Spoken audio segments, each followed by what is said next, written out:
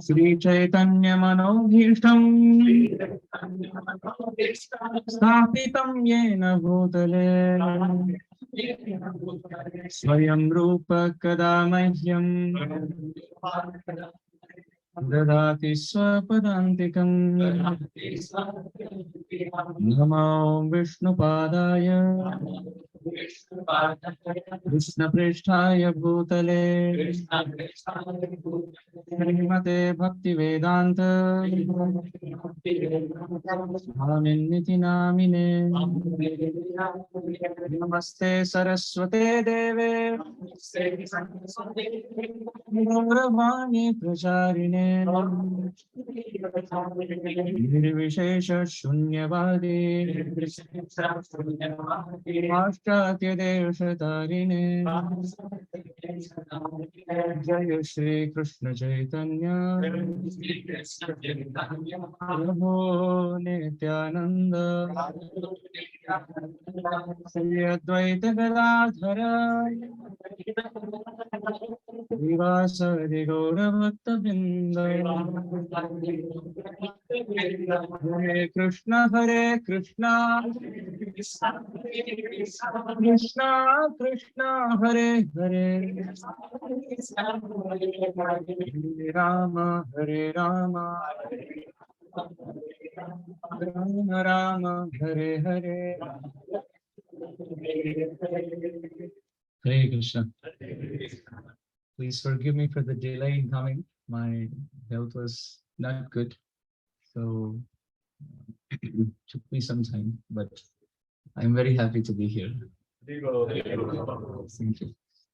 With so many esteemed senior Vaishnavas and Vaishnavis, I feel very protected.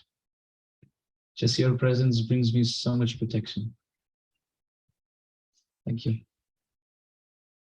Before I begin, I would like to offer my obeisances individually to each one of you present here, all Vaishnavas and Vaishnavis.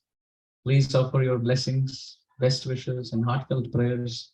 May the right words come at the right time, in the right mood of glorification. May this give pleasure to our ears, cleanse our consciousness, take us 1 inch closer to the lotus feet of Shri Radha Golokananda ki. Vancha kalpataru.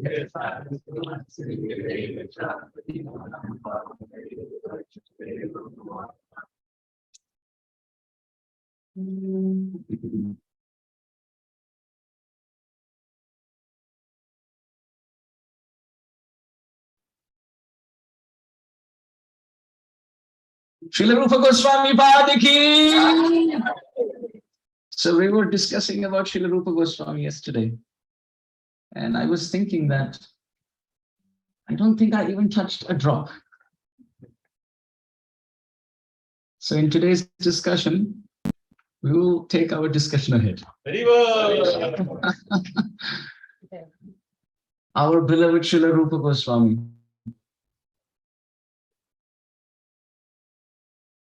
is so glorious that Srila Raghunath Das Goswami, the greatest Prayojanacharya. Prayojan means the goal. And the goal for our sampradaya is to attain love of Godhead, love for Radha and Krishna. The greatest example is Srila Raghunath Das Goswami. Srila Raghunath Das Goswami writes in a book called as Mukta Charita. He writes, Adatanas trinam dantair idam yache puna punaha Srimad Rupa padam bhojo dhuli syam janma janmani. That Srila Rupa Goswami is so dear to my heart. Srila Raghunath Das Goswami writes, he says, Adadanas. Adadanas means to hold. Trinam dantai. Danta means teeth and trina means blade of grass. So holding a blade of grass clasped between my teeth. Now, in the present generation, we may think, what is that? What does it mean to hold a blade of grass between our teeth?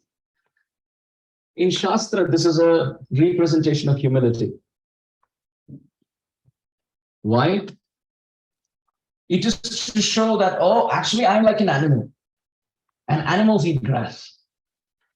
So I should not be eating roti and sabji and dal and rice. I should actually be chewing grass because I am an animal. It's to show that I am that fallen in my consciousness.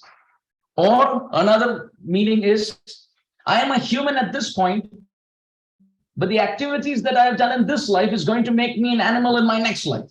And in my next life, I'm going to eat grass. So let me start practicing now. Or another meaning is, the grass is so low that anyone and everyone can walk on top of grass. And so much more. I'm just pointing the direction, but imagination is the key.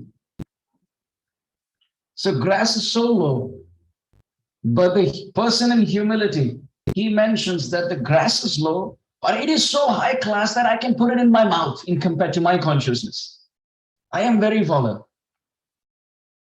Compared to the grass, I am so fallen that I can actually keep that fallen blade of grass in my teeth and chew it. Or another meaning is, my Lord, I am yours. And if you want to punish me, I will keep a blade of grass between my teeth, which means I will shut my mouth and not give excuses. You can do whatever you want with me. You can make me dance the way you want me to dance. Ashlishyava padaratam pinashtumam adarshanan marmahatam karotuva yatha tatha va vidadhatu lampato mat prananathastu sarevanapara. Our Sachinandan Gaurahari said, "Oh Shri Krishna, you can treat me the way you want. You can embrace me, or you can make me broken-hearted. You can walk with Chandravali. I have no problem.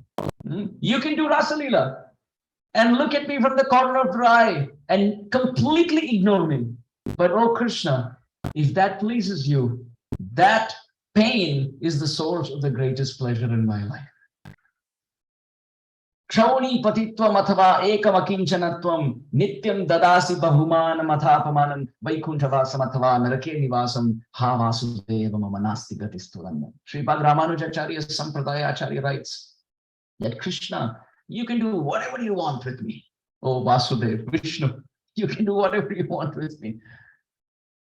You can send me to hell on the power of all my sins, or you can keep me at your lotus feet in Vaikuntha.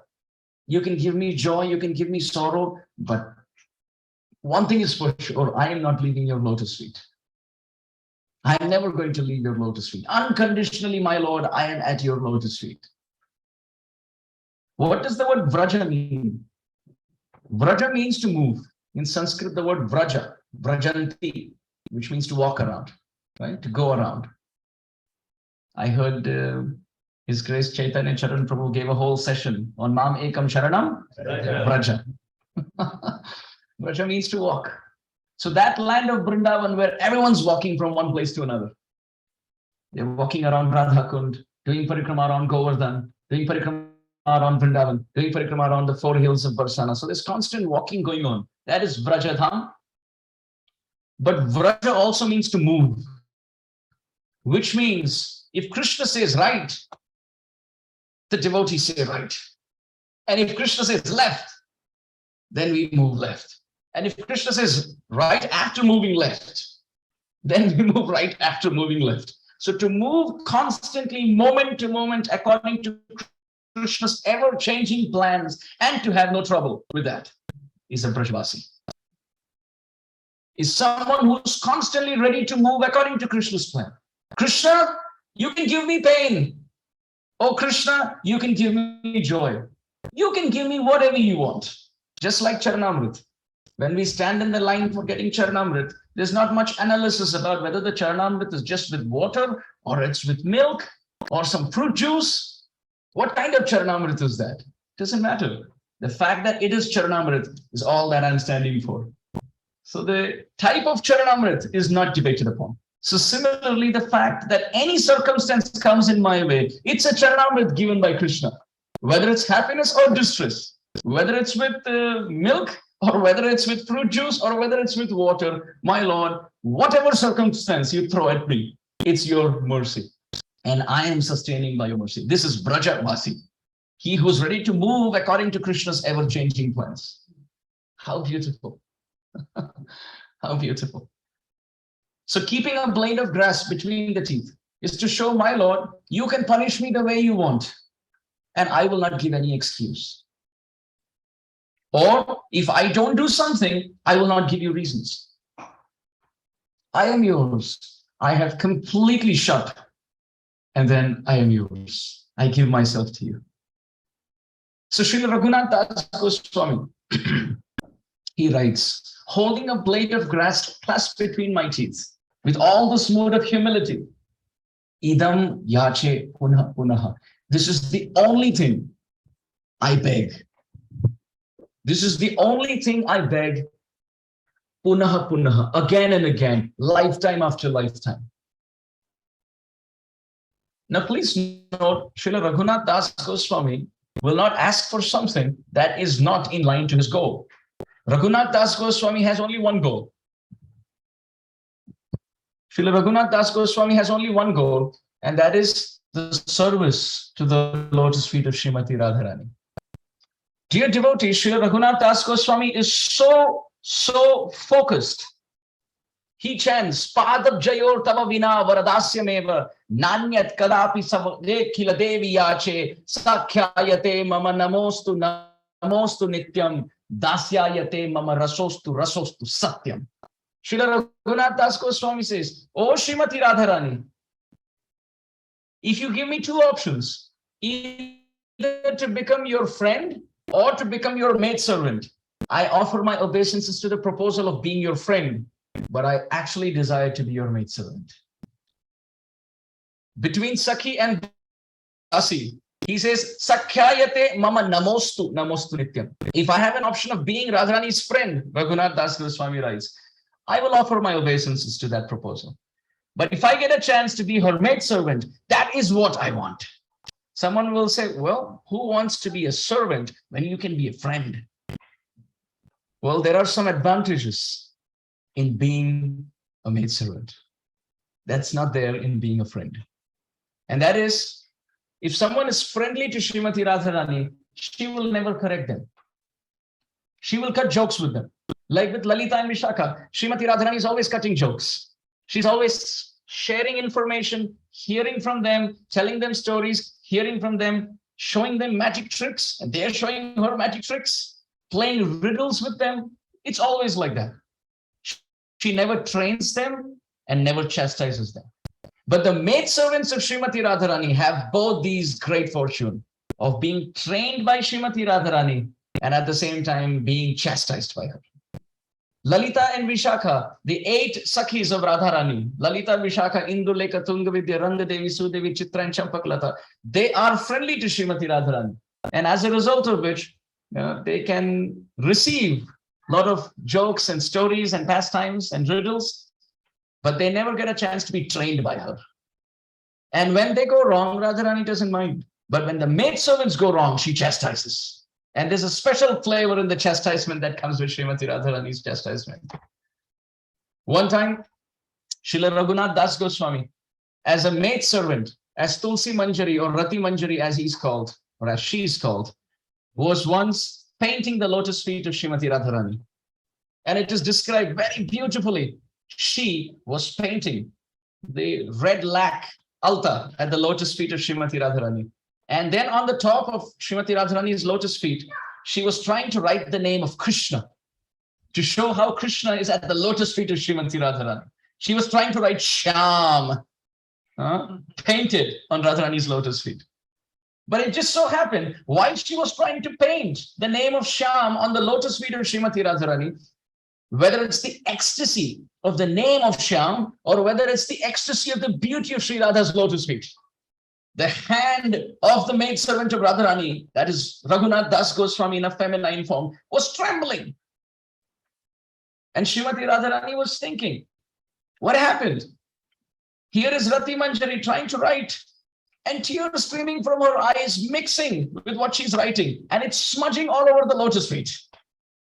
And Srimati Radharani said, what are you doing? Are you lost in the thoughts of Shyam Sundar? That's making you so ecstatic that you're forgetting what you're doing. She said, no. Radharani said, I know that is the reason. And with all authority, Srimati Radharani took her lotus feet and gave the imprint of her lotus feet on the upper part of the chest of this maidservant.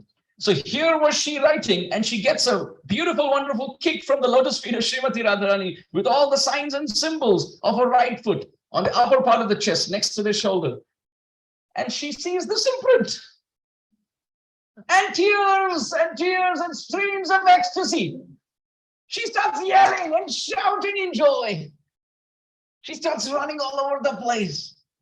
Yo Brahma Rudra Shukhanarada Bhishma Mukhyai Alakshito Nasahasa Purushasya Tasya Sadhyo Vashi Karana Churna Mananta Shaktim Tam Radhika Charana Renu Manusmarame.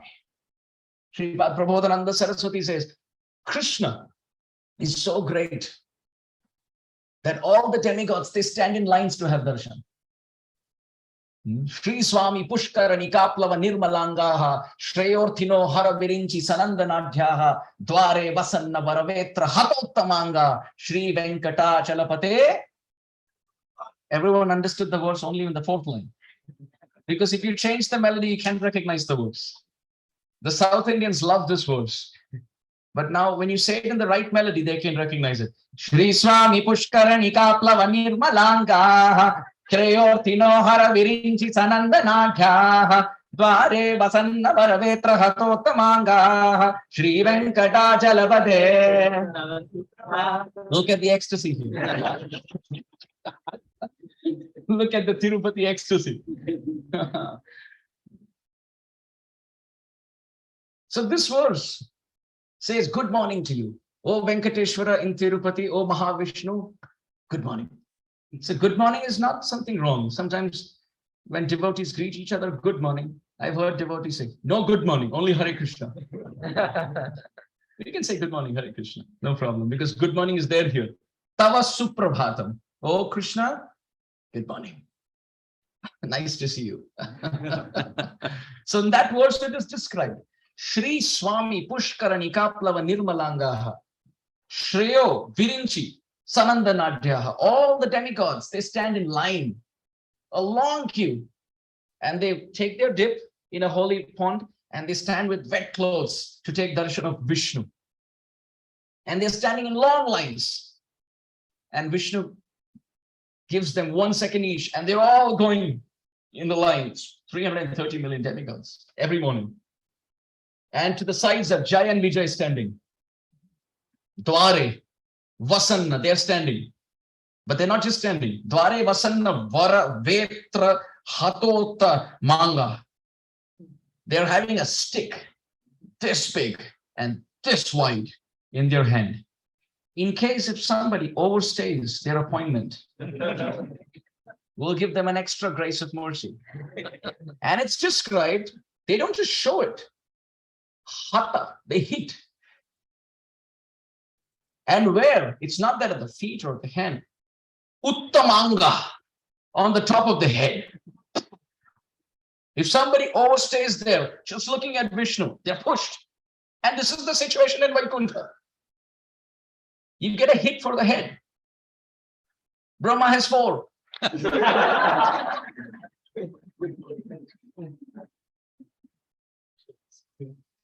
Lord Shiva's son is called Shanmukha. He has 6.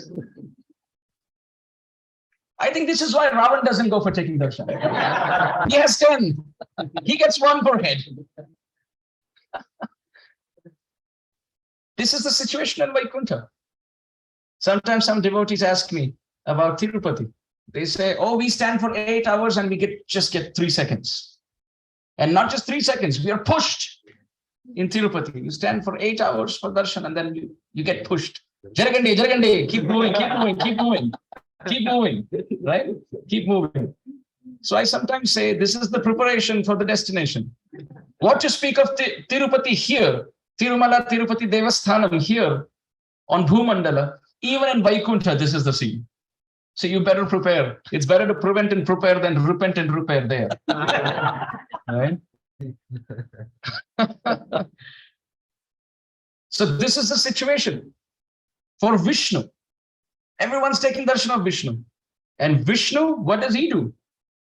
It is described in the Harivansh Puran that when Krishna was ruling Dwaraka, there was a Brahmana who was losing one child after another. Very famous story. The Brahmana was losing one child after another, and he came to Krishna. And he said, when the king is sinful, people suffer.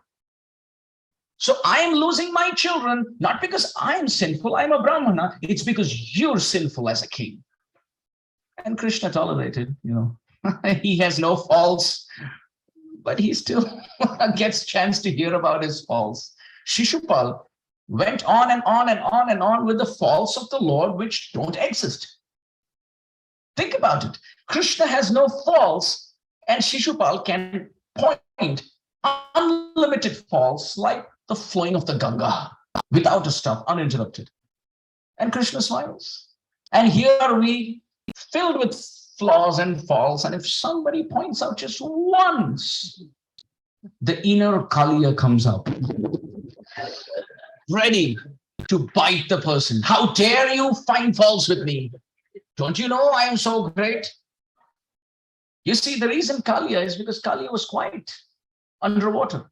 But when Krishna jumped, that's when he got agitated. So initially, in front of everyone, we can be, Hare Krishna, I am your servant. Actually, I am the servant of your servant. I want to be the dust at your feet and all that stuff. But when someone actually jumps into the pond of our consciousness, that's when the inner Kaliya head comes out. Right?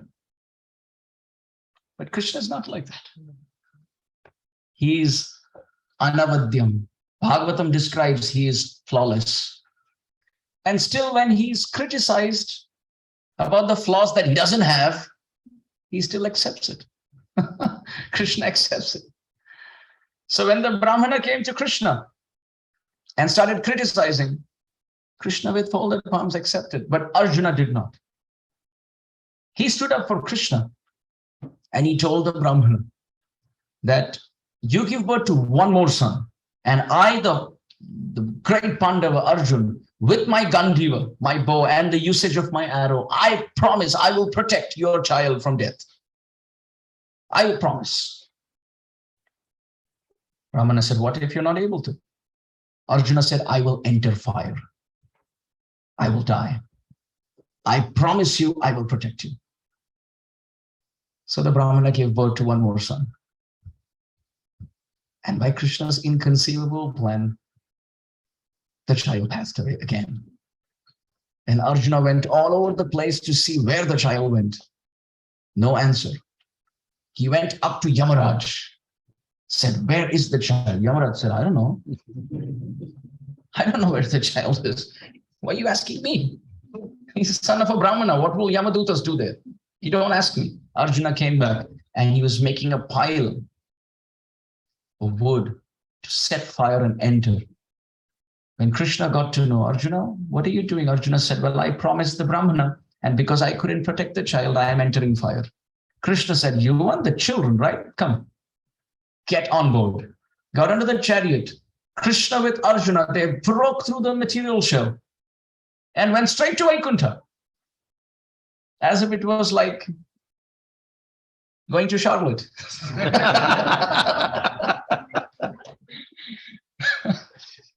Went straight to Vaikuntha, and so much so that when they were entering Vaikuntha, the effulgence of Vaikuntha, the Brahma Jyoti, was so glaring to the eye, the horses on Krishna's chariot, they all turned their face. They said, we can't see this effulgence. Krishna said, come on, you're Krishna's horses. Keep going.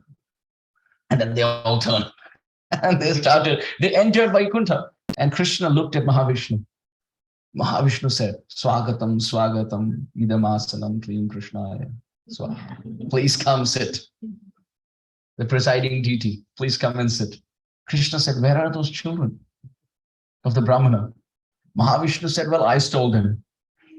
Krishna said, why would you steal children? Mahavishnu said, because I am busy in the process of creation, maintenance, and destruction. I have no time. I actually wanted to come and take darshan of your form. But because I leaving Vaikuntha and coming to Dwarka will be headlines in Dwarka today. What happened in Dwarka today? Mahavishnu came in with 4 hands. He said, that'll be breaking news. So therefore, I had to do things by which you will come to see me. Krishna, you are so beautiful. I have had darshan of this form. Mahavishnu is certainly very beautiful, dear devotees. In the Vishnu Sahasranam, if you read the description of Mahavishnu's opulence, it is jaw-dropping. Sashanka chakram, sakirita kundalam, sapita vastram, saraziru hekshanam, sahara vakshas, thalashobi kaustubam, namami Vishnu, shirasa chaturbhujam. The acharyas describe Kshiro Danvat Pradeshe Shuchimani Vilasat Saikate Mauktikana Mala Kripta Sanasta Spatika Manini Bhair Mauktikair Manditangaha Shubhrair Abhrair Atabrair Upari Virajitair Mukta Piyusha Varshaihi Anandina Puniya Dari Nali Nagada Shankha Panir Mukundaha. The Supreme Lord with his four hands, with the jeweled crown on his head, beautiful lotus petal like eyes, his earrings, which are reflected on the mirror-like cheeks, the waterfall of his glance that agitates this world, his navel, which is like a whirlpool, his thighs, which are like the trunk of the Kalpavriksha trees, his lotus feet, which is the essence of all lotus flowers, massaged by Lakshmi Devi, is the scene of meditation for millions and millions of sadhakas. How great is Lakshmi herself? Ishanam jagatosya venkatapate Vishnu param preyasim tad vakshasthala nitya vasarasikam tad kshanti samvardhinim padmalankrita pani pallava yugam padmasanastham shriyam vatsalyadi gunojwalam bhagavati vande jaganmataram. Lakshmi Devi, as the mother of this creation, is filled with lotus flowers. That's her beauty. Her palms are lotus-like, her feet are lotus-like, her face is lotus-like, her eyes are lotus petal-like. And on the lotus of her palms, she's holding the lotus of the Lord's feet. And she herself is sitting in a lotus position on a lotus and has garlands of lotus flower and holds lotus to show that she's ready to offer all opulence and fortune in the lives of the devotees. That Lakshmi Devi massaging the lotus feet of Narayana yearn and aspire to have darshan of Krishna's bodily beauty. This is Krishna. So, Yo Brahma Rudra Shukha Narada Bhishma Mukhya, that Krishna who's so great that even Vishnu wants to have darshan. Even Lakshmi wants to have darshan. Lakshmi left Vaikuntha and is doing bhajan at Belvan in Vrindavan only with the desire to enter the Rasa Leela and dance and sing with Krishna. In all the places you can see, Lakshmi, what is the position? How are the movements of her hands in all temples? How is Lakshmi sitting? She's sitting like this. With this hand, what is she giving? Blessings. And with this hand, wealth. Yes, yes, but there's a deeper meaning. This represents justice. If you deserve it, I will give it to you. But then this is like the under table. Under the table. If you don't deserve it, this is the mercy. Take it. Therefore, you can see our Chaitanya Mahaprabhu in many places. The way you can see coming down the Gaudiya tradition, many temples, Mahaprabhu is like this, which means he is tasting with both his hands. And in some places, he's like this, which means he's tasting the mood of Radharani and ready to share it with us. And in some places, he is like this, which means I'm going to instruct you. And if you follow my instructions, what is hidden, that is Krishna Prema, I'm ready to give it to you. But in some places, he stands like this. I don't want to see or hear or consider your qualification or disqualification. Take it. I have come with both hands to give it.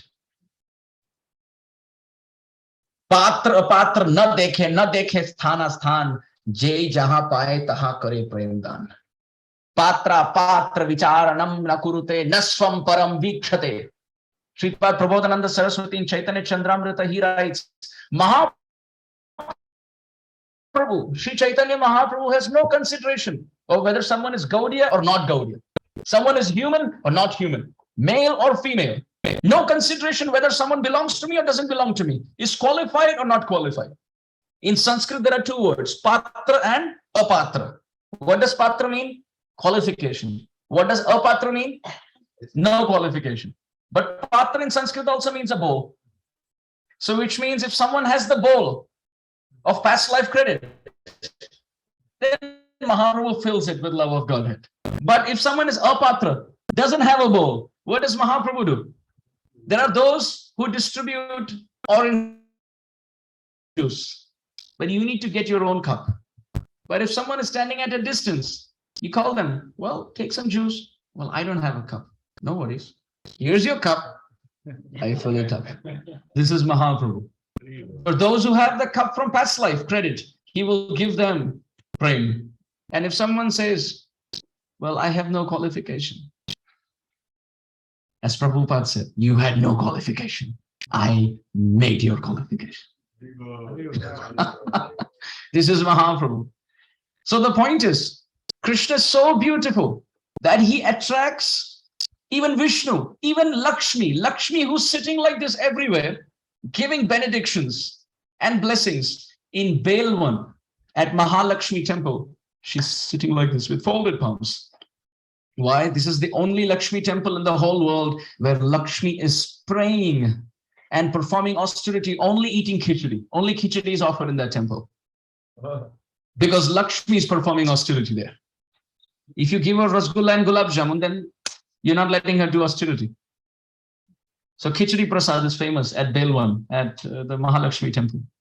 So she's folding her palms and praying to Krishna on the other side of the Jamuna, that my desire is, may I enter the Rasa Leela and sing and dance with you. Now we know one name of Lakshmi is Sati. She's very chaste. So it's not that she's leaving her husband to dance with someone else, because Vishnu and Krishna are the same person. Same person. Sometimes this confusion is there. Vrindaye Tulasi Devyai Priyaye Keshavasya Cha Krishna Bhakti or Vishnu Bhakti Pratidevyai Satyavatya Namo Namah. You see? That's a point of contradiction all the time. And everyone goes, Vrindaye Tulasi Devyai Priyaye Keshavasya Cha Pratidevyai Namo Namah. And the problem is, especially when you have the microphone in your hand and you're asked to lead it. So you go, Vrindaye Tulasi Devyai Priyaye Keshavasya Cha.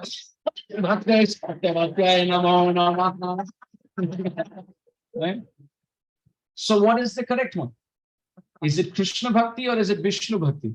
Yes, Krishna Bhakti, no doubt, because she is Krishna Prema Pradayini, but Shastra says Vishnu Bhakti. Because those who are devotees of Ramachandra, those who are devotees of Vishnu, Nashinga, they're also included in this fold, because Tulsi can give Bhakti to everyone. So Shastra says Vishnu Bhakti. But please note, this name Vishnu is actually a name of Krishna. How? Because the word Vishnu means two meanings. One, he who creates and enters his own creation, that is Vishnu. Like for example, if I create this phone, I am outside the phone. I can't enter the phone. Man, when he creates something, he lives outside his creation. He can't enter his own creation. But Vishnu is the only one who creates and enters his own creation as the atoms. So that is Vishnu. So how is Krishna Vishnu? Because in Vrindavan, he creates problems and then he enters to solve it. he creates problems in Vrindavan and then he enters those problems to solve them. Like he will break butter pots, that's a big problem. But then he will enter the same situation and he solve it. He who creates a creation of problems and rasa and enters and dances in them is Vishnu. But at the same time, Vishnu means he who's present everywhere. So please tell me, Vishnu is certainly present everywhere, but not in the hearts of the Brajvasis. But Krishna is present everywhere and in the hearts of the Brajvasis. So therefore, Krishna is Vishnu. But the name Krishna doesn't belong to Vishnu. The name Vishnu belongs to Krishna. Does that make sense? Because Krishna means all attractive. That belongs only to Brajendra Nandan Shyamasundar. Tasam avir bhuchori smayamana mukhambujam pitambara dhara shakti sakshat manmatha manmatha. When Krishna playing on the flute with a beautiful crown of peacock feathers, he comes in the presence of Srimati Radharani. He is Manmatha, Manmatha. He churns the heart of that Cupid who churns the heart of living beings. So we were mentioning that the name Vishnu is actually the name of Krishna. It's actually the name of Krishna. This is why in the Vishnu Sahasranam, 1000 names of Vishnu, Srila Baladev Vidyabhushan comments, and he explains how each name is actually a name of Krishna. So it's actually the Krishna Sahasranam, because Vishnu is the name of Krishna. Is everyone understanding? Yes. We're all in the discussion? Yes. Okay. I just hope I didn't put you to sleep with all this confusion. Krishna, Vishnu, Vishnu, Krishna. What? Just wake me up when it's solved. Just wake me up when the controversy is solved. Yeah. You're not doing Kirtan. Was that? You're not doing Kirtan. I just want to make sure everyone sleeps well. So I'm not going to do Kirtan in the middle of the class. So Lakshmi Devi herself, being chaste to her husband, she leaves Vishnu to dance with Krishna, because Vishnu and Krishna are non-different as far as tattva is concerned. As far as reality is concerned, no difference. Absolutely. It's like mango and apple. Both are fruits. No debate about that. But just the fact that they have different tastes. Krishna has a different rasa. Mahavishnu has a different rasa. Ramachandra has a different rasa. But they all are fruits in the sense, in tattva, they're all God. So we were mentioning how Lakshmi, Vishnu, everyone gets attracted to the form of Krishna. Yo Brahma, Rudra, Shukha, Narada, Bhishma, Mukhya. Everyone gets attracted to Krishna. Everyone. Now Bhishma Dev, at the time of his departure, his desire, think about it. Bhishma is fighting on the battlefield, but his desire is at the time of departure, I want to see the beautiful, wonderful, smiling face of Krishna as I leave. Please note, Bhishma Dev had what is called as Ichha Mrityu. He can leave his body at will. And here was Bhishma Dev sleeping, laying on a bed of arrows from his head to his toe. Excruciating pain for days after days, and the blood is just soaked all on the ground. And he could have just left his body. But Bhishma Dev prefers to be alive, being pierced by the bed of arrows, but wait for Krishna to come, than to leave one's body without drinking the nectar of Krishna's moonlight face. And this is described in the Bhagavatam. Tathaiva chanye naraloka vira ya ahave Krishna mukhara vindam netre pibantyo nayana bhirama parthastra puta padamapurasya. You can find this, Canto 3, Chapter 2, text 20 and 21. It is described that why did Bhishma Dev take the opposite camp? If he loves Krishna so much, he can fight from the Pandav side. Why fight from the Kaurava side? Only one reason why. Because if he fights from the Pandava side, he will see the back of Krishna. And if he fights from the Kaurava side, he will drink the moonlight face of Krishna. This is described in the Bhagavatam. Tathaiva chanye naraloka vira ya ahave Krishna mukharavindam. The lotus of Krishna's face has nectar in the form of beauty, and Bhishma Dev is like a bumblebee. Netre pibantyo. He was drinking through the pots of his eyes the nectar of Bhishma's face, no, Krishna's face.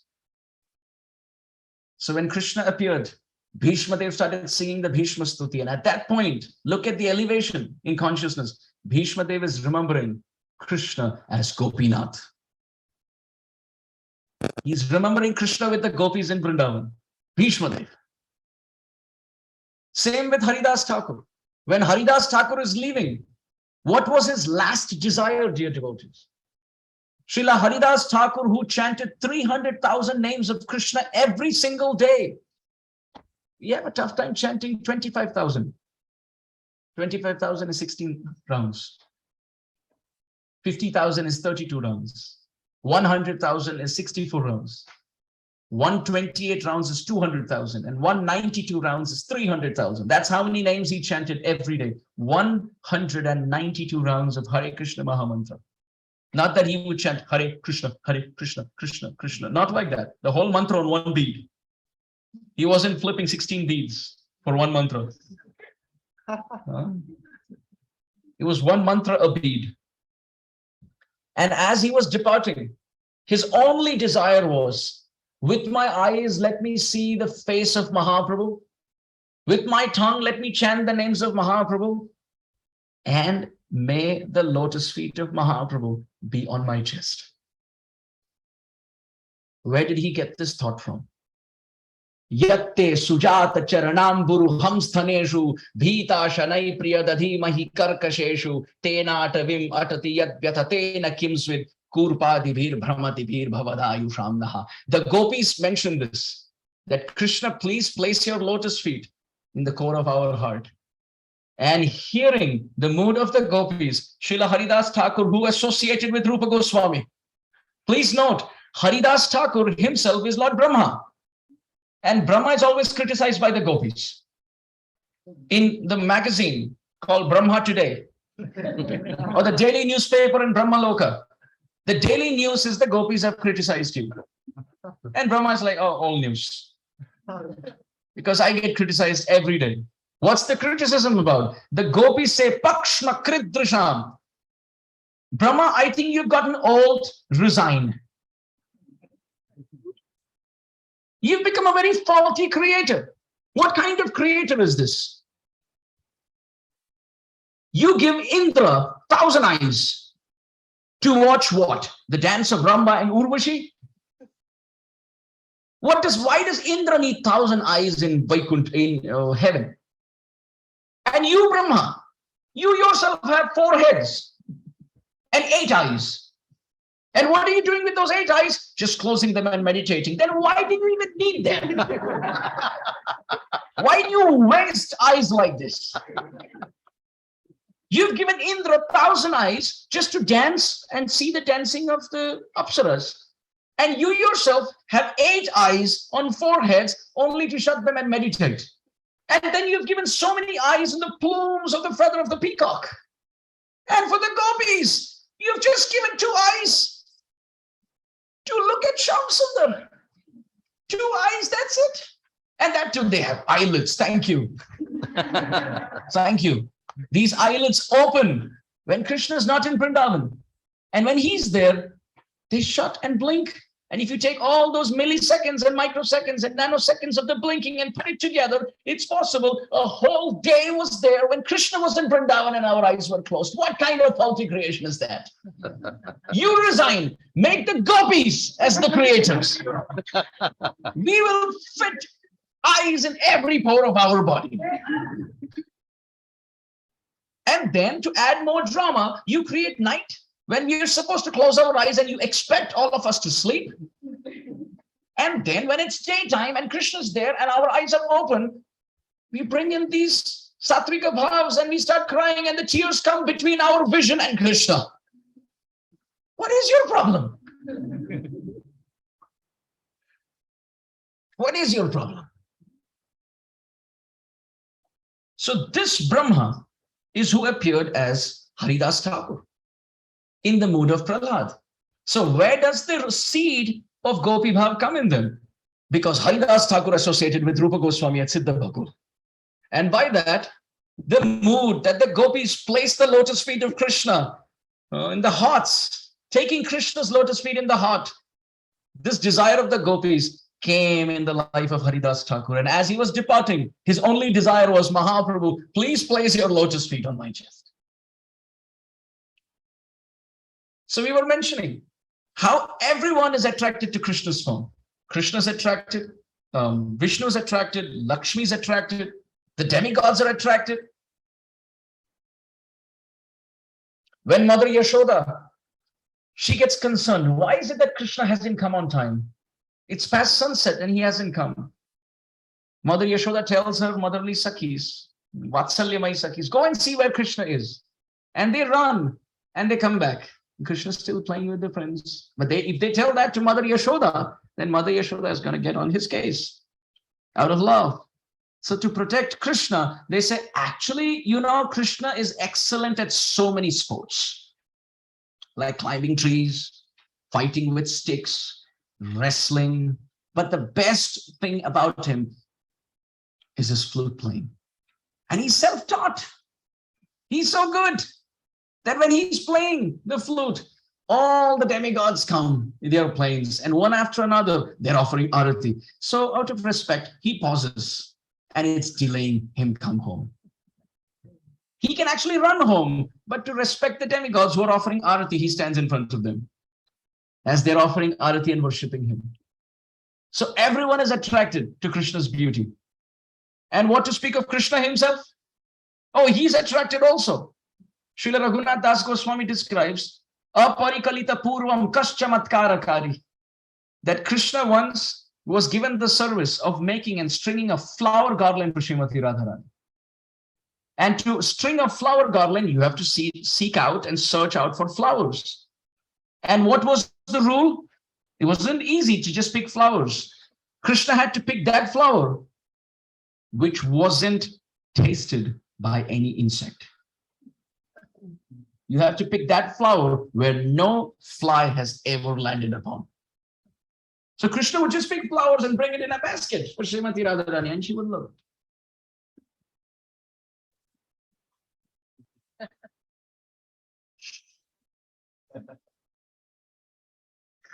And then at the end, the basket is empty. Krishna said, where are my flowers? Radharani said, some of them have beauty, but they have no fragrance. Some of them have fragrance, but they have been tasted by some fly or some honeybee. Some of them don't have a proper shape. You can't make a garland like this. Krishna said, now what do I do? Radharani said, go fetch flowers again. While Krishna was doing this, he saw a very beautiful jeweled column.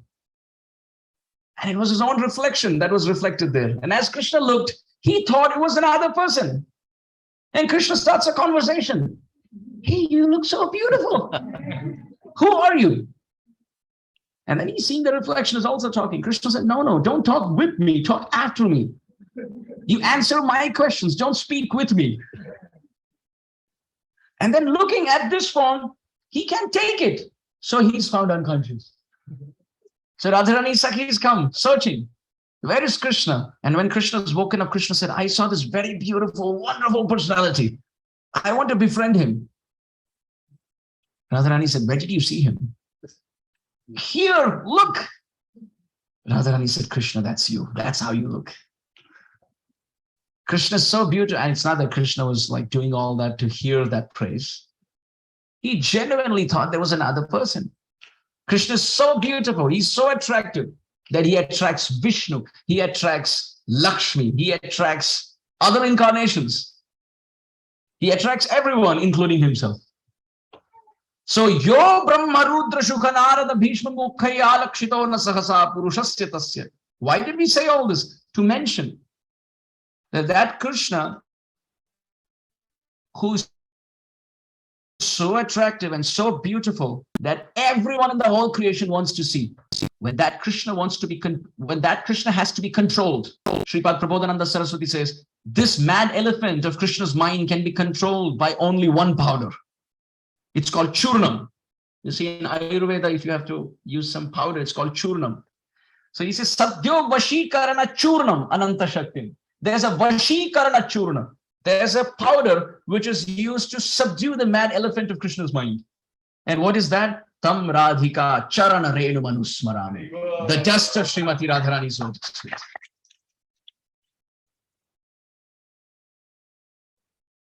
If I would have directly said this, we wouldn't have understood the greatness of Srimati Radharani's lotus feet. So just to understand the greatness of Srimati Radharani's foot dust, I went to Vaikuntha. Lakshmi. So someone will think, while speaking about Raghunath Das Goswami, why are you speaking about Lakshmi and Narayan?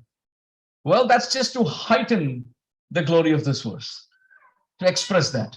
So by going to Vishnu and Lakshmi and all these beautiful things about different demigods, we came to the point of how great Krishna is. How great. But he gets controlled only by the dust of Srila's lotus feet. It is described, why did Krishna in his childhood sit in seclusion and eat dirt? Sometimes devotees, Krishna Bhakta and Rama Bhakta. Of course, Rama and Shyam are the same personality. Whether you call them as Siya Ram or whether you call them as Priya Shyam, Siya and Priya, and Ram and Shyam, in Tattva they are the same, right? Sometimes people say, oh, what is so special in Krishna? Then we say, well, Krishna walked in Vrindavan barefoot. They say, well, my Lord Ram also walked barefoot in Chitrakoot. And then the Krishna Bhaktas say, yes, your Lord Ram walked barefoot in Chitrakoot like my Lord Krishna walked barefoot in Vrindavan. But there's no mention of your Lord Ram sitting and eating the dust of Chitrakoot like how my Lord Krishna sat and ate the dust of Vrindavan. The glorious Sri Vrindavan, the dust of Vrindavan. Krishna sat and ate that dust. Ate the dust of Vrindavan.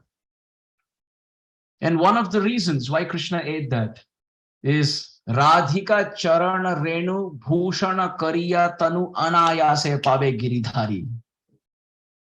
Narottam Das Thakur in Prem Bhakti Chandrika describes, if someone accepts the foot dust of Srimati Radharani's lotus feet, which means the dust of Vrindavan, Anayase Pave Giridhari, very quickly they will get Krishna. Why? Because Krishna is also standing in line to get it.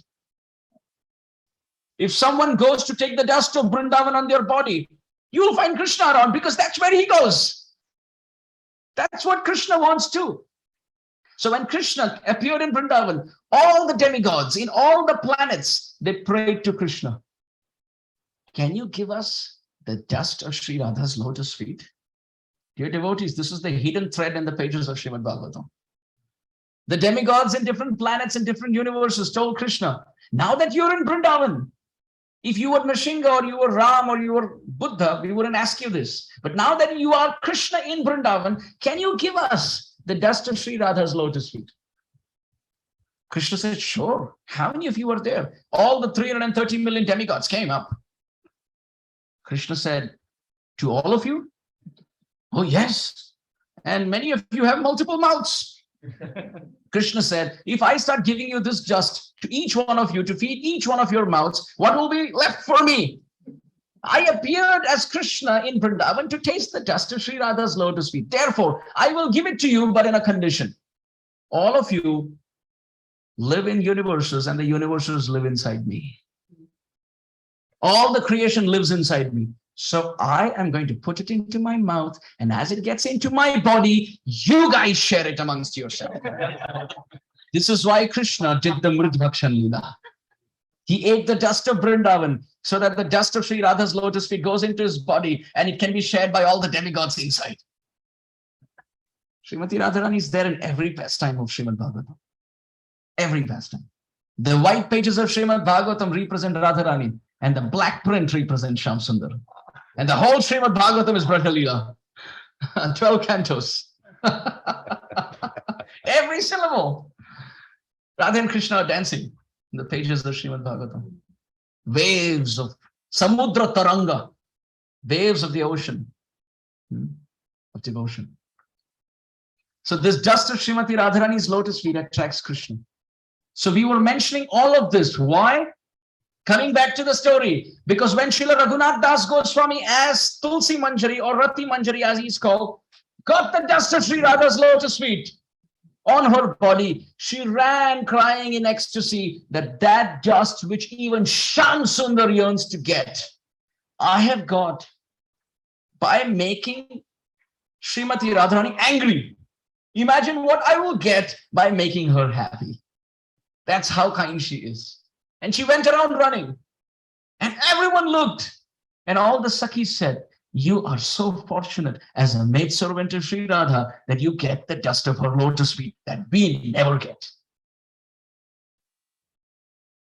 The dust of Srimati Radharani's lotus feet, her friends can't ask for. Lalita and Vishakha can say, can we take the dust of your lotus feet? Radharani said, come on. Don't act weird. You sit with me here. No, we want the dust. No, please, you sit. And for Tulsi Manjari or Rati Manjari, as Raghunath Das Goswami, when her hand trembles and she's not able to do service, she gets it.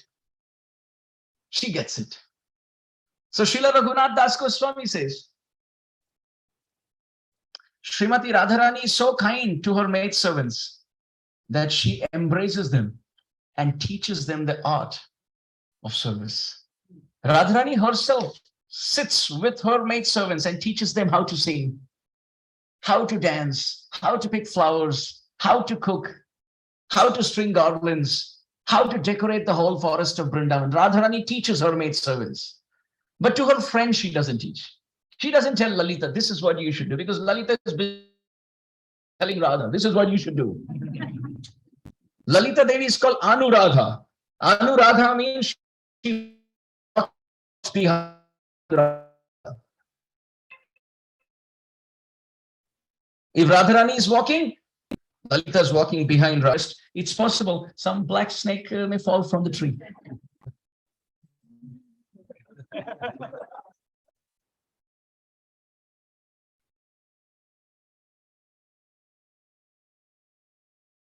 It's possible when you walk through a forest, a black snake may fall from anywhere. And the nature of the black serpent is that once the snake starts to coil, he won't let go. So Lalita, I'm speaking very indirectly. So Lalita Sakhi is walking behind just to make sure the black serpent of Shyamasundar is not around. Lalita Sakhi is very, very, very strict. Actually, in Chaitanya Charitamrita, it is described there are 3 types of Sakhis. The first is called Mugdha. Mugdha means they're very innocent. Like if Krishna tells them, I will come in the evening, and he comes next morning, Krishna will come and say, I was busy at home. And the little maidservant will, or the Sakhi will say, oh, we totally understand. Mugdha means very sweet. Tears are coming from the eyes out of the delay, but no problem, whatever you say. That is called Mugdha Nayika. And the exact opposite is called Pragalpa. Pragalpa means combustible, volatile, ready to explode, which means if Krishna says, I will come in the evening, why not afternoon? What's stopping you? Oh, you have to go to Chandravali, right? Oh, you're busy. Krishna said, no. I'm coming straight to Srimati Radharani. Our parents have told us. And then Krishna says, no. And it's not just words, it's even actions. Throwing things. Not frying pans, please. Please don't superimpose material experience in this world, in household life, to transcendence. Lalita Sakhi throws in flowers, flower garlands. They go like thunderbolts. Krishna. Imagine, Nrsimha there in his most intense form as Ugra Nrsimha can make the whole world tremble.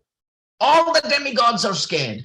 And he in his most complete feature as Krishna in Vrindavan is trembling at the lotus feet of Lalita Sakhi. This is the position of Lalita Sakhi. So Lalita Sakhi is the new Nrsimha for protection. So Lalita Sakhi is always walking behind Radharani, always giving her advice.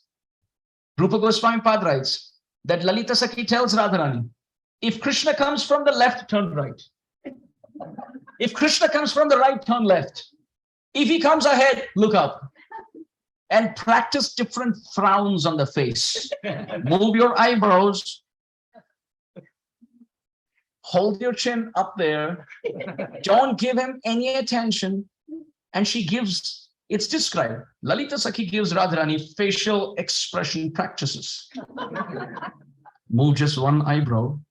No, move both eyebrows. And smile a little bit. Don't give in too much. Look from the corner of your eye and let go. All the different practices, and Radharani practices them sincerely. And there comes Shyamsundar. And she says, there he is! That's Krishna! That's my Shyamsundar! And Lalita Sakhi, where's all that practice? This is what our heart yearns for, dear devotees. Our heart aspires to be in Vrindavan. What does new Goloka Dham mean? Goloka Dham, Golok Ananda, Ananda in Goloka with Radha, Radha Golok Ananda. Joy being in new Goloka Dham. Lalita Sakhi tells Radharani, Durte Brajendra Tanaye Tanu Shushtu Ma Dakshina Bhava Kalankini.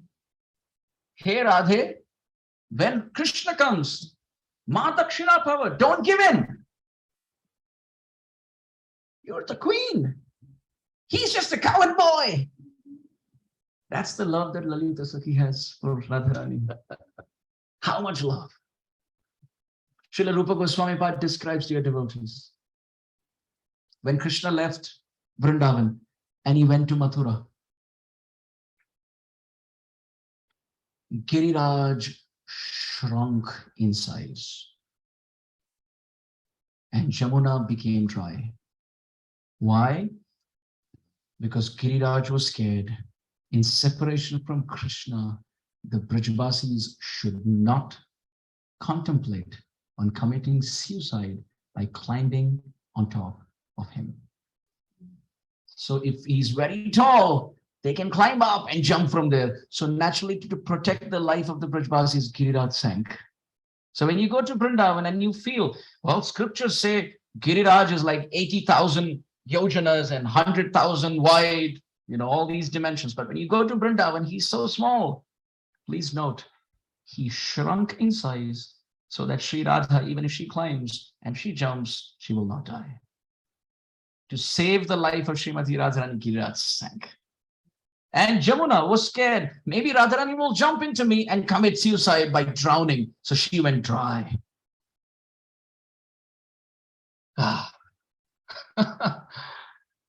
When Krishna left Vrindavan, dear devotees, the whole of Vrindavan became a desert, deserted by Krishna.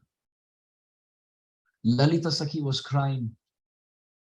When she was walking with Radharani from forest to forest, they would look at different pastime places and Radharani would faint, remembering her pastimes with Shamsundar there. And Lalita Sakhi looked at Srimati Radharani and would place a cotton swab near the nose of Radharani to see if there's any breath, any breathing going on in any life, symptom of life for Radha. And when she saw that the cotton fibers were moving a little bit, which means Radharani is still alive while burning in the fire of separation, Lalita Sakhi ran to the Jamuna. And there was a swan there, a Hamsa.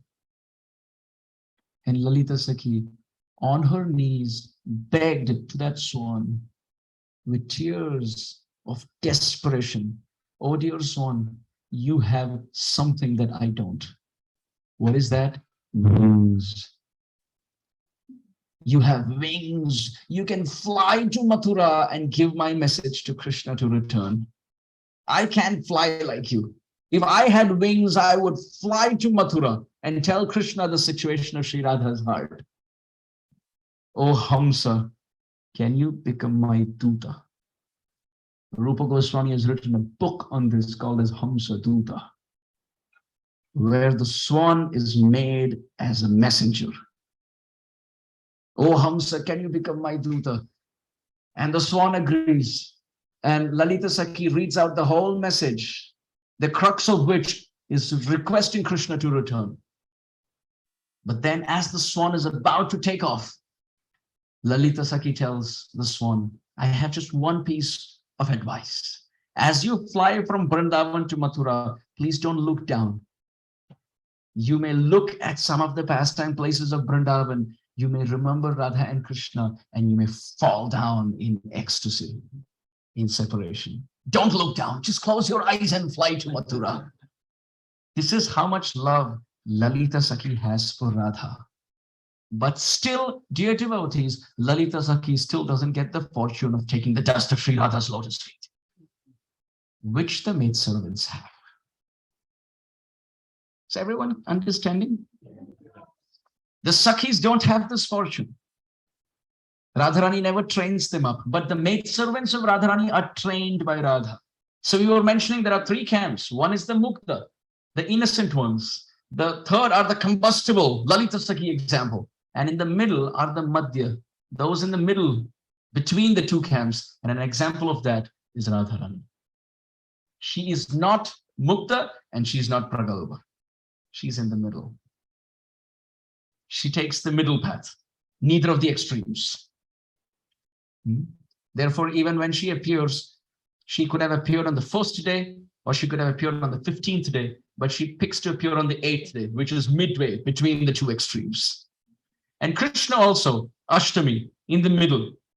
So Radharani and Krishna both teach us to take the middle path, to reconcile differences and not be on the extremes. And when both of them combine as Mahaprabhu, Radharani is an Ashtami, Krishna is an Ashtami. When they combine as Mahaprabhu, the eighth day combine, and it becomes the full moon on Gaur Purnima.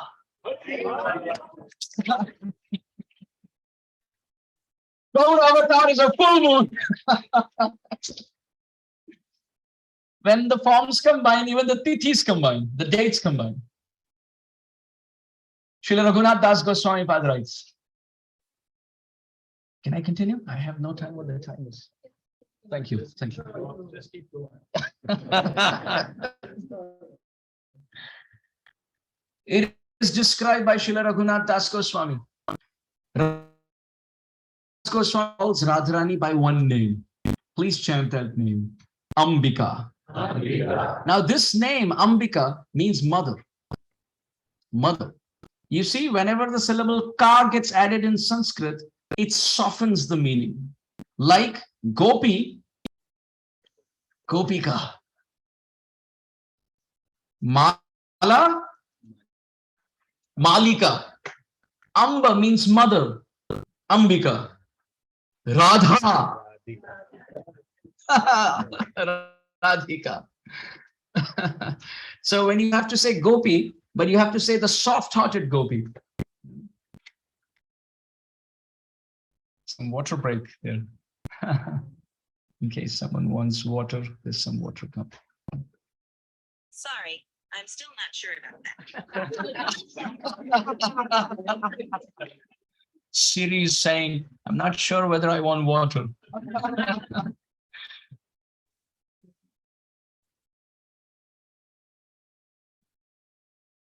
Yes. So we were mentioning Gopi, and soft-hearted Gopi is called Gopika. Similarly, Amba, mother. But soft-hearted mother is called Ambika. So Srila Raghunath Das Goswami mentions. Yes, to water. Okay. Anybody here? Want water? In case anybody wants water, please. Good. Okay.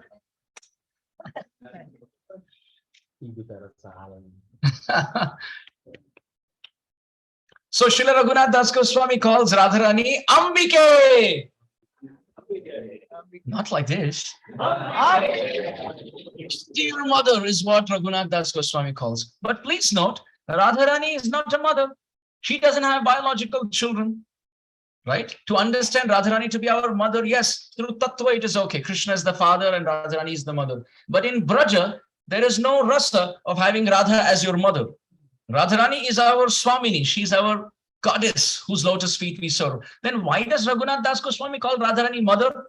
To say that, oh, my Radharani is so soft-hearted, Raghunath Das Goswami writes, that the love that millions and millions of mothers can put together in millions and millions of births, all of that love falls down to shame and gets eclipsed by one embrace of Sri Radha to her maidservant. When Radharani embraces her maidservant with just one embrace, just once, that has so much affection that eclipses the love of millions of mothers and millions of lifetimes. So dear devotees, the mood of being the maidservant of Srimati Radharani, this world had never seen. This world had never seen this mood. This world has seen so many moods. The flute of Krishna is being played, and all the gopis can hear. But only that gopi whose name is being called runs after it.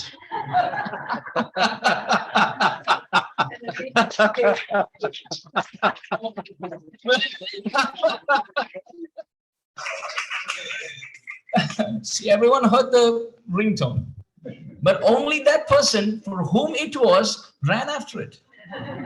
Krishna plays the flute and all the gopis hear, but only that specific gopi whose name is called runs after it. Didn't we see every minute of life only speaks Krishna Katha, volumes of Katha to us.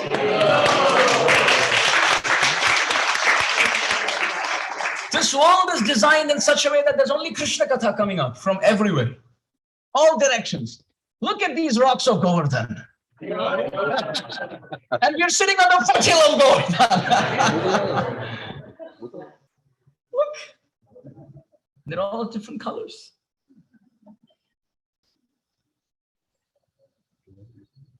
There's Vrindavan everywhere. So we were mentioning, dear devotees, please give your full attention. This mood of being a maidservant of Srimati Radharani, this world had never seen.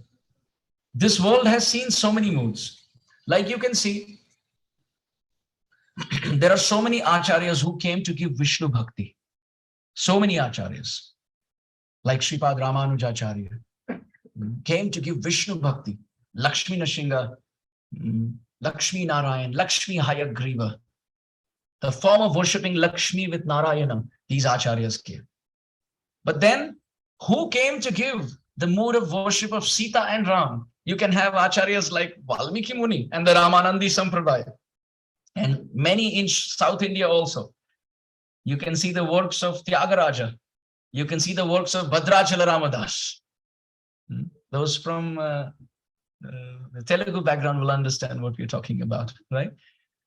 So many devotees in North India, Goswami Tulsidas, so many devotees, they gave the worship of Sita and Ram. Then there are acharyas who came to give the mood of worshipping Krishna, like Sripad Madhvacharya, Udupi Krishna, worshipping Krishna. We can see the mood of worshipping Krishna in Dwarka with Rukmini also. That mood is also there. Then there are acharyas who came in this world to give Vatsalya Prem, the love of Krishna with Mother Yashoda. So many acharyas. And then there are acharyas who came to give the mood of Krishna with Srimati Radharani and the gopis. And some examples of that you can see are like Sripad Nimbarkacharya, even Sripad Vallabhacharya for that matter. Although in the Pushti Marg Sampradaya, Sripad Vallabhacharya, Vatsalya Prem is more prominent, but you can see the worship of even Radha Krishna among the sannyasis in the Sampradaya. So the acharyas came to give this. So many acharyas came to give worship to Krishna's lotus feet, and many came to give the worship of Krishna with Radha and the gopis. But then there was a mood left that was yet to be given in this world. And that is to worship Krishna with Radharani and the gopis, but not from Krishna's perspective, not from an equal perspective, but from a fanatical perspective of Sri Radha's lotus feet. This mood, this world had never seen. That is what Sri Chaitanya Mahaprabhu came to give in this world. So when we say he's the most merciful, it's not just because he gave Harinam Sankirtan. Because Harinam Sankirtan is the medium by which he gave that prem. Like, for example, we can see this garland. This garland was offered so that this example comes. So, like we see this garland. What is the thing that we see? Flowers. So this is what Mahaprabhu gave. Hare Krishna, Krishna Krishna, Hare Hare, Hare Ram, Ram Ram, Hare Hare. Nam Prem Mala Granthi Podila Shamshari. It comes from Chaitanya Charitamrita. Mahaprabhu gave this garland of the holy name, which means the flowers were the names. But what keeps the flowers together is the thread that we don't see. So what did Mahaprabhu do? I'm sorry. He didn't do that. That's what conditioned souls like me do. But what we see are the flowers. But what we don't see is the thread that goes between the flowers. So what did Mahaprabhu do? He made a garland of the flowers of the holy name. But between the flowers, he added the thread of Vraja Bhakti, devotion in the mood of the Brajbasis. Which means if someone gets garlanded by the holy name, which means if someone is chanting the flowers of Hare Krishna Mahamantra, as the garland touches their heart through the tongue, the thread is also garlanding their heart, which means Krishna Prem. Krishna Prem is hidden in these syllables by Sri Chaitanya Mahaprabhu. The thread of Krishna Prem through the flowers of the holy name. Is everyone getting this point? This is Mahaprabhu's gift. Krishna Prem thread was given to everyone. He wore this and he gave it to everyone. So please tell me, why would Mahaprabhu give only this gift? Mahaprabhu could have given any gift to Jivas in Kali Yuga. Mahaprabhu could have given the love of Vaikuntha. He could have given the love of Ayodhya. He could have given the love of Dwarka, Mathura, and Vrindavan. He could have given Sakhya, Vatsalya, Madhurya. But why did he desire to give only this mood of being a maidservant to Sri Radha's lotus feet? Why? There is a reason why. Let us hear an example. Let's say I take $100,000 from Prabhuji. I'm not going to, but I'm just saying. Let's say I take $100,000 from Prabhuji, and I take. I'll have first. Let's say I take 100,000 from him, and I say that I will return it to you. Now, after I have taken, every time I see him, what do you think I'm going to remember? That I have to return? And I tell him I'm going to return that in 6 months, let's say. How I'm going to make that? Forget it. It's just an example. Don't take me seriously. Even I'm not taking my example seriously. Let's say in 6 months, I have to give it back to him. So every day in those 6 months, I'm looking at him and I'm remembering the money that I have to return back to him. But I still think, well, there's 2 more months to go. But once the 6 months are gone, every time I see him, I feel more guilty than before. Because I promised him I will give it to him, but I can't even return 10,000, what to speak of 100,000.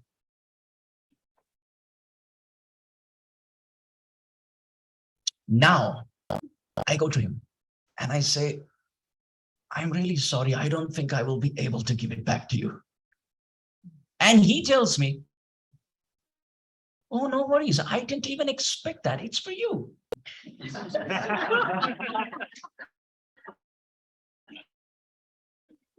And I think in my heart, what a great to him. And now he tells me he doesn't even expect it back from me. I will do 2 things. One, I will tell him there's no way I can reciprocate, but one thing I can do, I can become a maidservant in your house. I can do the cleanup for you all my life. And he says, no, that's not needed. And then I say, not just that, I'll go around and tell people how great you are. That we will all move into your house and we'll do all the cleanup. All our life. We sell ourselves to you. Did everyone get the example? Yes. In Vrindavan, the tables turned. Outside Vrindavan, Krishna promised, Ye yatham mam prapadhyante tams tathaiva bhajamyaham mama vartmanu vartante manusha partha sarvasha. You give me 100,000, I'll give you 100,000. You give me 200,000, I'll give you 200,000. This is what Krishna said outside Vrindavan. He didn't know what he was asking for. In Vrindavan, the love of Mother Yashoda and the love of the gopis was so much more higher than Krishna's own capacity to reciprocate that Kaviraj Goswami describes pratigya bhanga hoila gopira bhajane. That by the bhajan of the gopis, Krishna's words in the Bhagavad Gita came false. That he can't reciprocate. He realized he can never reciprocate the gopis.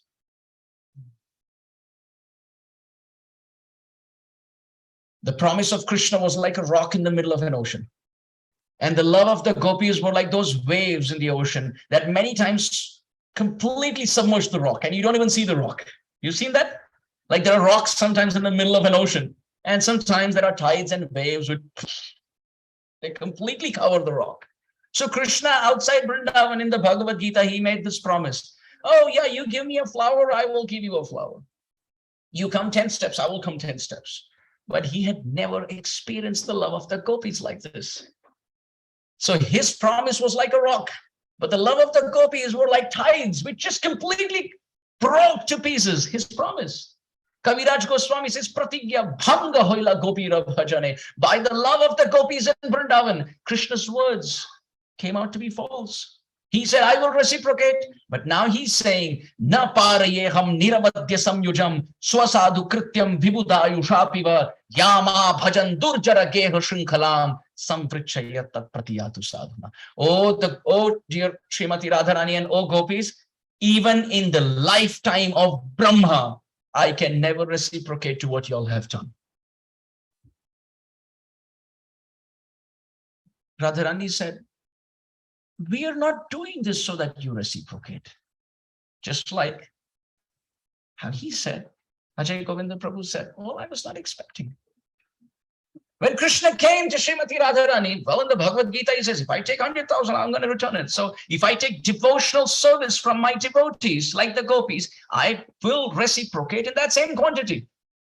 But when he couldn't reciprocate to that 100,000, in our example, to Srimati Radharani, Krishna came and said, I will never be able to repay. I cannot reciprocate. And Radharani said, oh, I didn't even expect. Lifetime after lifetime, our desire is to serve you. That's all. Krishna said, I am going to do two things. One, I myself will go around the world speaking how great you are. And second, I will collect maidservants at your lotus feet so that they will help me pay my debt.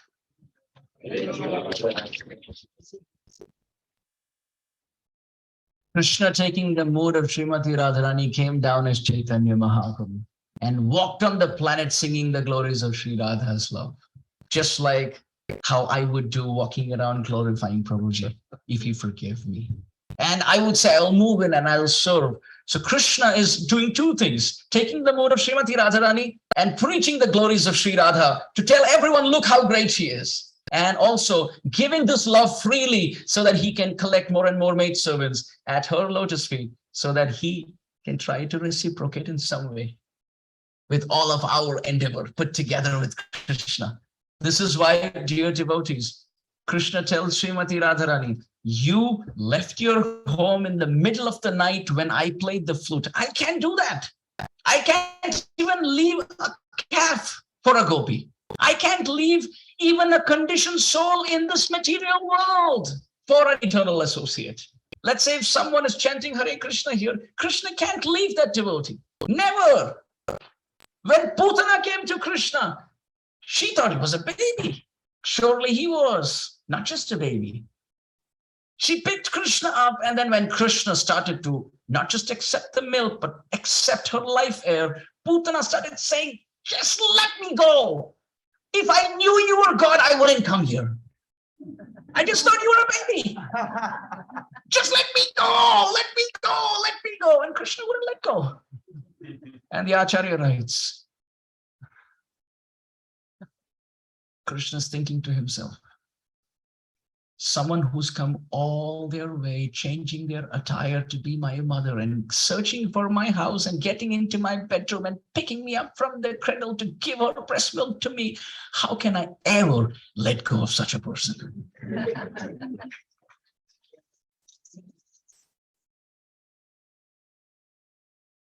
There's one thing Krishna doesn't know, and that is to let go of people, of devotees. So Krishna said, oh Sri Radhe, when I play the flute, you leave everything and you run. I can't do that. And because I can't do that, I must try to do that. Therefore, when I become Sri Chaitanya Mahaprabhu, in the middle of the night, I will also leave my home and take sannyas. Oh Sri Radha, just like you left your home in the middle of the night for me, Krishna said, I, in your mood as Sri Chaitanya Mahaprabhu, will enter Grihastha life only to leave my household in the middle of the night for you as Jagannath. So this is the history and the mystery behind Mahaprabhu taking sannyas in the middle of the night, leaving home and speaking to Vishnu Priya. I'm going, I can't reciprocate, but I can just follow in the footsteps of Sri Radha. And therefore, dear devotees, Sri Chaitanya Mahaprabhu, once in the day of Brahma, walks in this world, giving this rare gift of service to the lotus feet of Sri Radha. And those who come in this sampradaya and worship the lotus feet of Sri Chaitanya Mahaprabhu are guaranteed this mood. Guaranteed.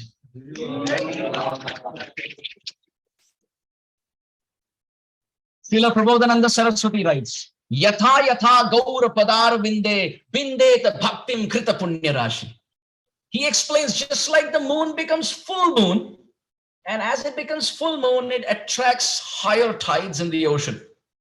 Similarly, when our moon of devotion becomes fuller and fuller at the lotus feet of Sri Chaitanya Mahaprabhu, automatically that, by the gravitational pull of Kripa, mercy, causes tides of devotion to Sri Radha's lotus feet. Araditam navavanam vrajakananaste, naraditam navavanam vraja eva dure, aradito dvijasuto vraja nagaraste, naradito dvijasuto nataveha Krishna. Sripad Prabodhananda Saraswati, in Navadip Shataka, he writes, if someone worships the 9 islands of Navadvip, then they get the benefit of worshipping the 12 forests of Braj. But if someone doesn't worship the 9 islands of Navadvip, then they don't get anything by worshipping the 12 forests of Braj. If they worship the son of Jagannath Mishra, then they get the benefit of worshipping the son of Nanda Maharaj. But if they don't worship the son of Jagannath Mishra, then they don't get any fruit in worshipping the son of Nanda. So therefore, if you know Gauranga, K-N-O-W, then you know Krishna, K-N-O-W. But if you know Gauranga, N-O, then you know Krishna, N-O. Gaura is the way. Why? Because Gaura, Govinda, Ra, Radhika. Both in one anga, body. Gauranga, Gauranga.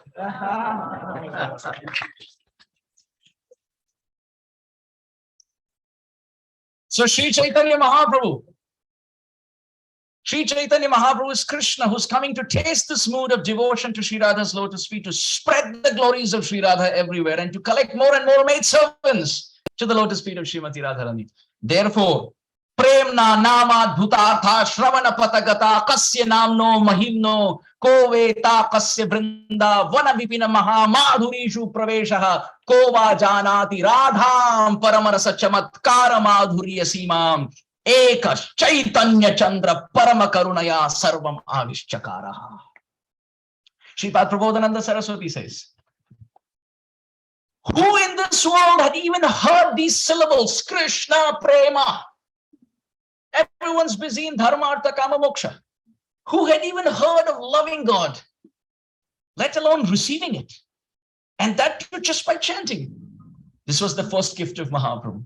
And the second gift of Mahaprabhu, who had even seen Sri Vrindavan, let alone entering that dham and serving the divine couple. And third, who had heard of Sri Radha, let alone serving her lotus feet in her pastimes. All these 3 rare gifts have been given, Prabodhananda Saraswati says, only by one master, my master, the Lord of this world, Sri Shashinandan Gaurahari.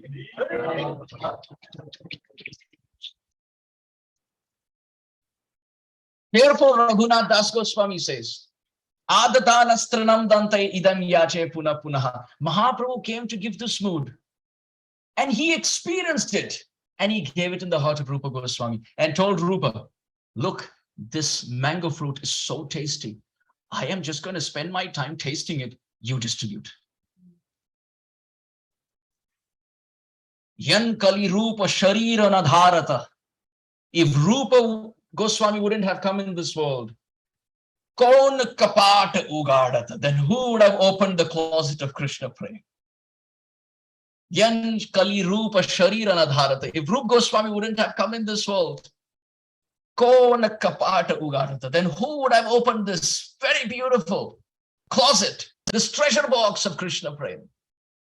So Mahaprabhu came and he tasted it, but he told Rupa Goswami, in these 10 days at Prayag, I will give it to you. You systematically present it to the whole world.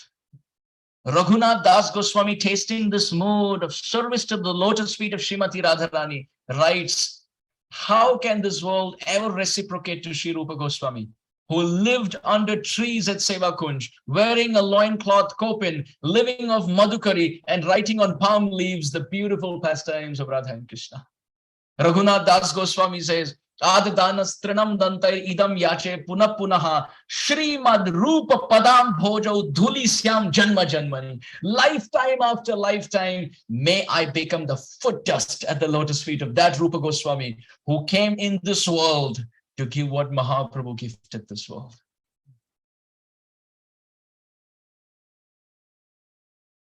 Srila Sanatana Goswami is the spiritual master of Rupa Goswami. But in his Brihad Bhagavatamrita, he writes, Namaha Chaitanya Devaya Tasmai Bhagavate Namaha Yad Rupa Manimashritya Chitram Nrityati Ayam Jadaha. Srila Sanatana Goswami writes, Namaha Chaitanya Devaya Tasmai Bhagavate Namaha. I bow down to the Supreme Lord Sri Chaitanya Mahaprabhu, Yad Rupa Mani Mashritya, taking shelter of his form, Chitram Nrityati Ayam Jadaha. It is astonishing that this dull-headed person, in humility Sanatana Goswami calls himself, it's astonishing that this dull-headed person is dancing in ecstasy by taking shelter of the form of Mahaprabhu. But there's a hidden meaning there. Namaha Chaitanya Devaya Tasmai Bhagavate Namaha Yad Rupa Mani Ashritya, taking shelter of this jewel called Rupa Goswami. Because the word Rupa can mean form of Mahaprabhu or it can mean Rupa Goswami.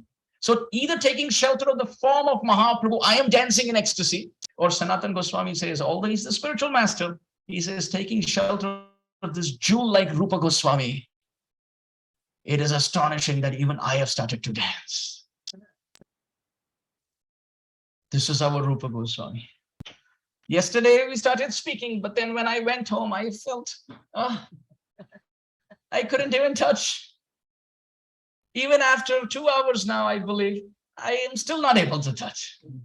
Para para gavira shunya bhakti rasa sindhu tumai chakai titar kohi eka bindu.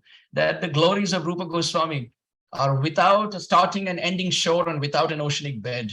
But all of us are desiring to sit at the lotus feet of Rupa Goswami and taste some drops of nectar. It is so fascinating that this Rupa Goswami is the worshipable deity of Prabhupada Saraswati Thakur, who sang Sri Rupa Manjari Pada Sai Mora Sampada while leaving. That, dear devotees, I have done the preaching work, but now I'm going back to the lotus feet of my Rupa Manjari. And this is the mood Srila Prabhupada gave, worshipping Rupa Goswami. This is our mood. We are Rupanuga Vaishnavas. What does Rupanuga Vaishnavas means? To follow this mood of Rupa Goswami. To be attached to the divine couple. This is Rupanuga Dhara. So let us offer our obeisances with gratitude to Rupa and Raghunath Das Goswami, who are the crest jewel of all followers of Sri Chaitanya Mahaprabhu, who lived in this world selflessly only to bless all of us with this mood, this rare opportunity of attaining the lotus feet of Srimati Radharani. Srila Rupa Goswami Pad ki, Srila Sanatana Goswami Pad ki, Srila Raghunath Das Goswami Pad ki, Srila Jiva Goswami Pad ki, Srila Gopal Bhatta Goswami Pad ki, Srila Raghunath Bhatta Goswami Pad ki, the 6 Goswamis of Vrindavan ki, Amar Shachirandan Gaur Hari ki,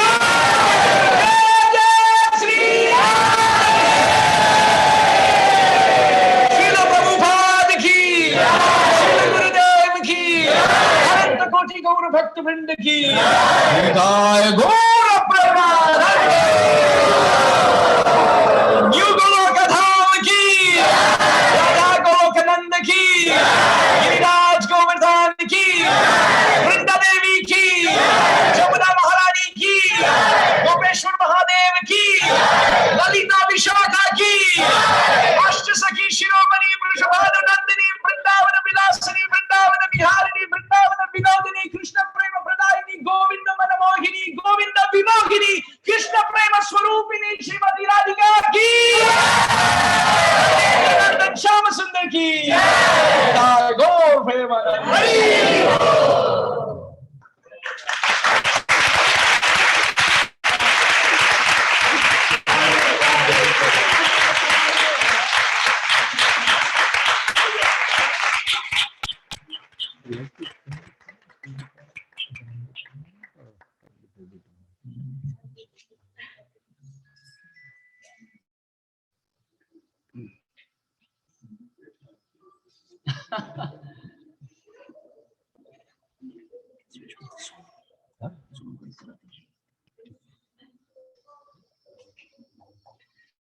Sorry.